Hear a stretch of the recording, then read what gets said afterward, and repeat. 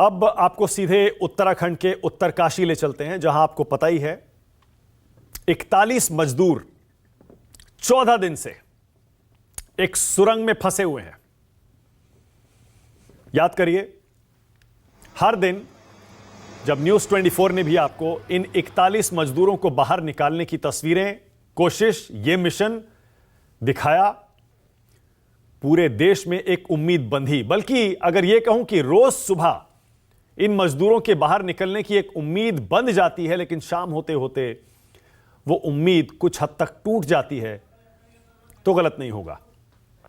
आज एक बार फिर, अब जब सिर्फ 10 मीटर की ड्रिलिंग रह गई है, एक बार फिर ड्रिलिंग मशीन अटक गई है। एक बार फिर से मजदूरों को बाहर निकालने के लिए अपनी रणनीति वहां काम कर रहे एनडीआरएफ के जवानों को बदलनी पड़ी है। खुद प्रधानमंत्री कार्यालय इस पूरे मिशन पर नजर रखे हुए है। जनरल वीके सिंह, केंद्रीय मंत्री, यहां डेरा डाले हुए हैं। उत्तराखंड के सीएम पुष्कर सिंह धामी यहां डेरा डाले हुए हैं। उन 41 परिवारों के बारे में जरा सोचिए, जो कि 14 दिन से अपने परिवार के सदस्य का इस सुरंग से सुरक्षित निकलने का इंतजार कर रहे हैं। कुल मिलाकर दर्शकों को एक बार फिर से बता दें, 47 मीटर तक ड्रिलिंग अभी हुई है, लेकिन अभी 10 मीटर की ड्रिलिंग बाकी है, जहां पर वो 41 मजदूर फंसे हुए हैं। मेरे सहयोगी राहुल प्रकाश घटनास्थल पर ही हैं, लगातार इस मिशन पर नजर रखे हुए हैं। सीधे आपको राहुल के पास ले चलते हैं।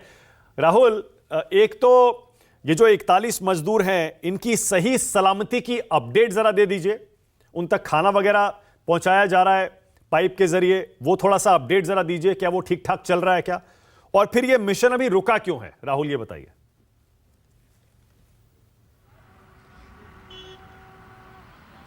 देखिए, पहले मैं जो तमाम जो मज़दूर फंसे हैं उनके बारे में आपको थोड़ा बता दूं। दरअसल जो उनके लिए जो कोशिश की गई थी, ऑक्सीजन, ड्राई फ्रूट्स, खाने पीने की चीज़ें, वो व्यवस्थित तरीके से जा रही हैं। वो लगातार जब से शुरुआत हुई थी हो रही थी, लेकिन अब हम बात करते हैं उस काम की, काम कहाँ अटक रहा है।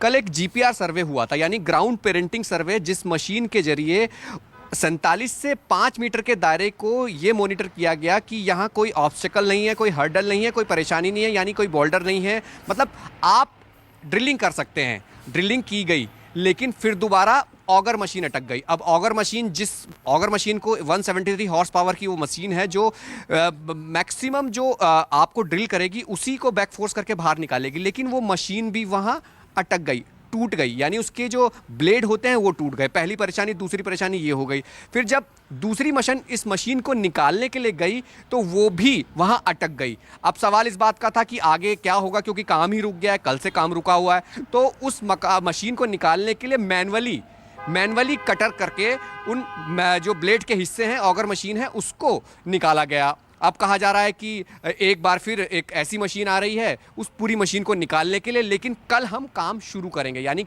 अब तक आप ये सुन रहे थे कि काम चल रहा है, लेकिन काम रुका हुआ है, लेकिन अब कल मैनुअल होगा, यानी मैनुअल तरीके से उस ड्रिलिंग को, यानी उस आगे के अड़चन को, हर्डल्स को हटाने के साथ साथ आगे बढ़ेंगे।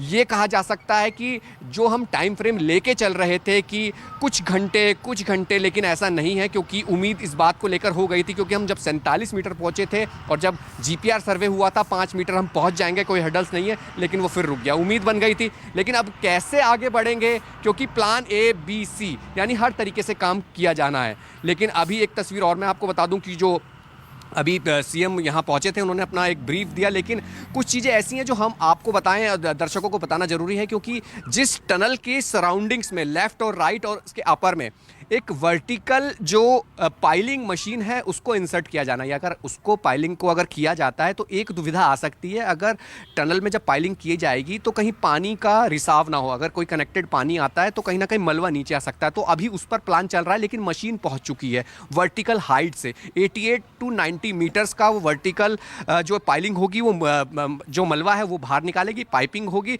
फिर आगे अगर वो सफल होता है तो समझिए कि उसको लिफ्टिंग करके एनडीआरएफ रेस्क्यू करके उन तमाम मजदूरों को बाहर निकालेगी, लेकिन सबसे बड़ा अभी एक ही है जो टनल है। टनल ही एक हिस्सा है जहां पूरी टनल के अंदर रेस्क्यू अंदर चल रहा है, जहां वहां से निकालने की उम्मीद है, क्योंकि वो सबसे सेफ माना जा रहा है। लेकिन बीच में जैसे सेफ था, लेकिन अचानक से फिर हर्डल आए, मशीन खराब हो गई, टेक्निकल चीजें हैं, उसको कैसे दुरुस्त करें उसके लिए लंबा वक्त लग रहा है। जिस जगह मैं मौजूद हूं उत्तरकाशी में, यह कहा जाएगा कि पूरी सराउंडिंग्स पहाड़ों की है और दूर एक्सट्रीम मतलब काफी दूरी में है, और इसमें यह कहा जा सकता है कि साजो सामान लाने में भी थोड़ा वक्त लगता है, और वक्त लगने के साथ साथ आप अंदाजा लगा सकते हैं कि वक्त और कितना लगेगा। जो उम्मीदें हैं उनका मोरल डाउन ना हो, तो सीएम ने बात करी, परिवार वालों की बात कराई, खाने पीने की चीजें दी, तमाम व्यवस्थाओं के बीच में उनका मनोबल बढ़ाने की बात की जा रही है, ताकि जो 14 दिन अंदर हैं बंद सुरंग में, वो कैसे रह रहे होंगे, तो उनको मनोबल बढ़ाना, साथ ही उस टीम का मनोबल बढ़ाना जो टीम काम कर रही है। लेकिन ऑब्स्टेकल आने के बाद काम जरूर रुकता है, लेकिन मनोबल डाउन नहीं करना, क्योंकि हमें जल्दी आगे जाना है ताकि उनको बाहर निकाला जा सके। तो फिलहाल तस्वीर ये कह सकते हैं कि अभी जो काम है वो रुका हुआ है अंदर, और टीम वर्क जो है, मीटिंग हुई, उसमें तमाम व्यवस्थाओं की बात हुई, जिसमें यह साफ हुआ कि जीपीआर सर्वे सफल नहीं हुआ, उसमें कुछ ना कमी आ गई। दूसरी तरफ कल मैनुअली काम शुरू होगा, तो उम्मीद कर सकते हैं कि कल मैनुअली में कितना टाइम टेकन लगेगा वो देखना होगा। मशीन आती है, इस मशीन को निकालने के बाद तो फिर मशीन से काम होगा, यानी मशीन आएगी फिर मशीन का काम करेगी, लेकिन उससे पहले मैनुअली काम करना पड़ेगा। तो उम्मीद कर सकते हैं कि हर एक चीज सफल हो, 10 मीटर का दायरा जल्दी निपटे, लेकिन ऑब्स्टेकल सिर्फ ठीक है राहुल, थैंक यू, शुक्रिया इस जानकारी के लिए। और हमारे साथ साथ पूरे देश की इस समय शुभकामनाएं एनडीआरएफ की टीम के साथ हैं। जो लोग वहां इन मजदूरों को काम में लगे हुए हैं उनके साथ हैं। हम भी यही चाहते हैं जल्दी से जल्दी 41 मजदूर सही सलामत बाहर निकलें और अपने घर पहुंचे।